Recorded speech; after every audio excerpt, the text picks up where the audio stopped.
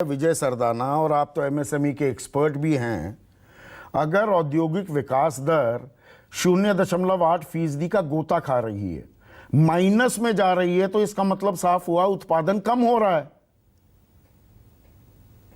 गलत तो नहीं मैं कह रहा? देखिए संदीप जी, आप सबको मेरा प्रणाम। मेरे को 1 मिनट का टाइम दीजिएगा। बहुत सारे मुद्दे उठाए हैं और उनमें फैक्चुअल एरर्स हैं, मैं करेक्ट कर दूं। अभी हमारे एक साथी ने बोला कि एडिबल ऑयल महंगा हो गया। फैक्ट ये है सर कि जितने फूड इन्फ्लेशन है उसमें एक एडिबल ऑयल ही है जिसके रेट कम हुए हैं, बाकी सबके रेट बढ़े हैं।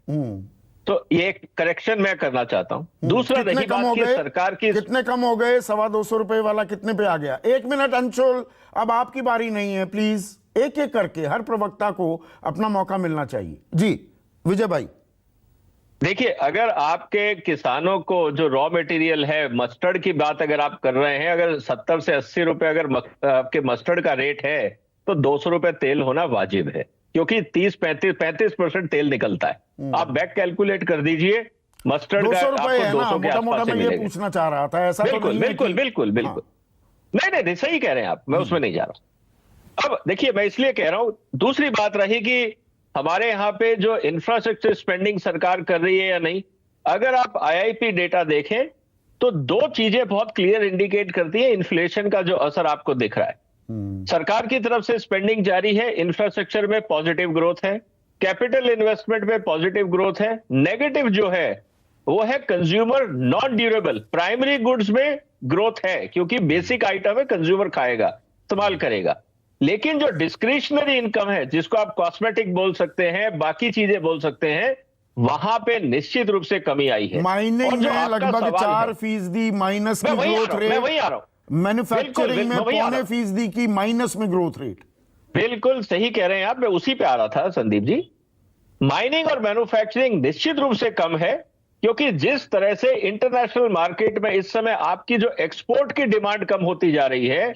अगर आप कारों के आंकड़े देखें, टाटा के आप देखें कि जिस तरह से उनकी ग्लोबल कारों की सेल कम हो रही है, तो जो आपका मैन्युफैक्चरिंग और माइनिंग एक्सपोर्ट ओरिएंटेड है वो कम हो रहा है। लेकिन हिंदुस्तान में इंटरेस्टिंग चीज जो हमें देखनी पड़ेगी, इलेक्ट्रिसिटी कंजम्पशन बढ़ रहा है। तो इसका मतलब यह है कि डोमेस्टिक इकोनॉमी सस्टेन कर रही है। जहां जहां हम एक्सपोर्ट ओरिएंटेड हैं, वहां वहां प्रेशर है, और इन्फ्लेशन इस का प्रेशर का क्या रोजगार के क्षेत्र पर असर पड़ता है? बिल्कुल पड़ता है, क्योंकि रोजगार होगा तो देखिए, आमदनी हो। वो जो इस गाने का ये महंगाई डायन खायत जाता है, उसकी पहली लाइन, सैया तो खूब ही कमाता है। अगर कमाई हो रही है, आदमी महंगाई को झेल जाता है। गलत तो नहीं कह रहा हूं विजय भाई? बिल्कुल सही कह रहे हैं। इसीलिए संदीप जी मैंने ये कहा कि प्राइमरी प्रोडक्शन, प्राइमरी कंजम्पशन की ग्रोथ है। लेकिन उसी घर में मैं दाल चावल खा रहा हूं, लेकिन शायद मैं शैंपू कम खरीद रहा हूं, मैं साबुन कम खरीद रहा हूं, मैं कॉस्मेटिक कम खरीद रहा हूं वही घर में। तो क्योंकि मेरा जो सरप्लस है, जिसको परचेजिंग आहार में भी मैं दूध की अपनी खपत कम कर दूंगा, पनीर कम खाऊंगा, दही कम हो जाएगी, बेसिक चीजें खाने लगूंगा। देखिए, इसमें बिल्कुल सही कहा। इसीलिए जब इन्फ्लेशन बढ़ता है तो कुपोषण भी बढ़ता है। इसीलिए हमें इसको उससे भी देखना चाहिए, क्योंकि हाई प्रोटीन डाइट या बैलेंस डाइट के लिए आपको पैसा देना पड़ता है, जो इन्फ्लेशन में कभी आप बैलेंस नहीं कर पाते। तो ये औद्योगिक विकास दर 22 महीने में पहली बार नेगेटिव में अगर चली जाती है विजय भाई, तो देखिए रोजगार, और मैं ये मानता आया हूं, और सरकार पर मैं तीखे सवाल पूछता हूं, पर यह मानते हुए कि सारी नौकरियां सरकार नहीं दे सकती, वो निजी क्षेत्र में भी, इनफॉर्मल सेक्टर में भी हमें पता लगता है कि मनरेगा के तहत नवंबर दिसंबर में 39% लोगों को नवंबर दिसंबर तक 2021 में एक दिन का काम भी नहीं मिला था। 77 दिन का काम मिल जाना चाहिए था। ऊपर से उत्पादन अगर नेगेटिव में चला जाए, तो रोजगार अगर क्षेत्र सिकुड़ता जाएगा, तो आम आदमी के लिए क्या संकेत हैं इसके?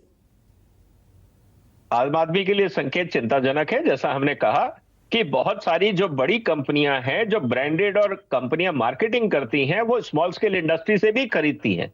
आउटसोर्सिंग भी होता है, कॉन्ट्रैक्ट मैन्युफैक्चरिंग भी होता है।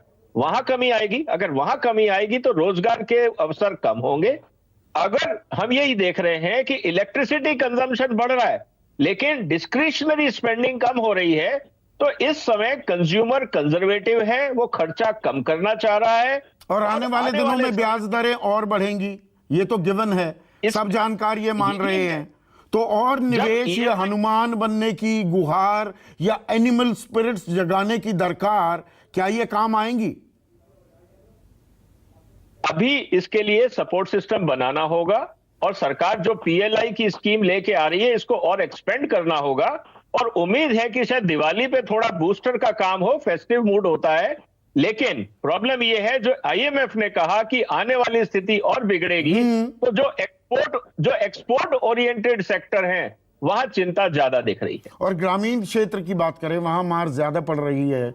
आप ग्रामीण क्षेत्र को भी क्लोजली ट्रैक करते हैं। ये बेमौसमी बरसात, इंद्रदेव मेहरबानी नहीं दिखा रहे हैं। ईख गिर गया है, धान कट रहा है, वो सड़ेगा। मैं ओवरस्टेट तो नहीं कर रहा हूं इन फैक्ट्स को। नहीं, बिल्कुल सही कह रहे हैं। और ये हमें डायरेक्ट रिफ्लेक्ट हो रहा है सब्जियों के दाम पे। जो आप 18% इन्फ्लेशन सब्जियों में दिखा रहे हैं, ये मौसम की मार है। इसीलिए हमें ये सब चीजें इस समय गेहूं का आवंटन हमने कम कर दिया।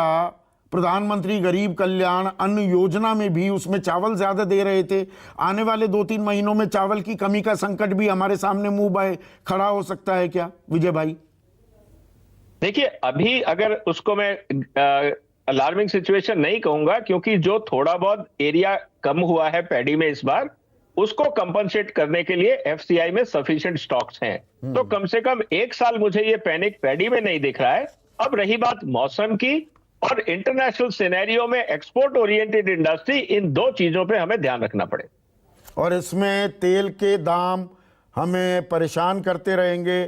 खाद के दामों में फिर से आग लग सकती है, ये संकेत भी हमें साफ मिल रहे हैं। Food crisis, energy crisis, 2 crisis हैं जो हमारे सामने हैं, जो चुनौती के तौर पर खड़े हैं।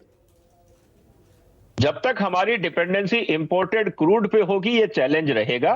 और जहां तक बात है डोमेस्टिक की, तो मुझे लगता है कि जो इंपोर्टेड फर्टिलाइजर है वहां चैलेंज रहेगा। लेकिन अगर हम डोमेस्टिक मैन्युफैक्चरिंग बढ़ाते हैं और सोलर की जो हम बात कर रहे हैं, विंड पावर की बात कर रहे हैं, अगर इसको और रफ्तार दे दी जाए, तो डिपेंडेंसी जितना हम आयातित एनर्जी पे कम करेंगे, उतना हमारी इकोनॉमी स्टेबल होती जाएगी।